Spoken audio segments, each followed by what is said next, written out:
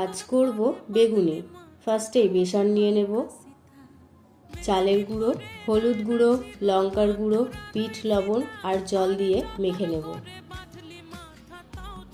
মাখা হয়ে গেলে একটা বেগুন কেটে নেব।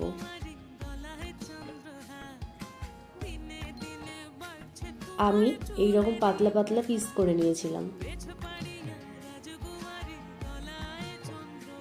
বেগুনের পিসগুলোতে লবণ মাখিয়ে রাখবো যাতে এরকম নরম হয়ে যায়। তারপর একটা একটা করে বেসনে মাখিয়ে ভেজে নিলেই তৈরি আমাদের বেগুনি। খেতে খুব ভালো হয়েছিল, পুরো দোকানের মতো। চালের গুঁড়ো দেওয়ার কারণে বেগুনিগুলো ক্রিস্পিও হয়েছিল আর খুব ভালো ফুলেছিল।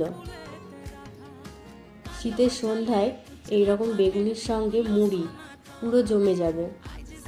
তোমরা যদি এরকম ভিডিও আরও দেখতে চাও, প্লিজ আমার চ্যানেলটা সাবস্ক্রাইব করে দিও।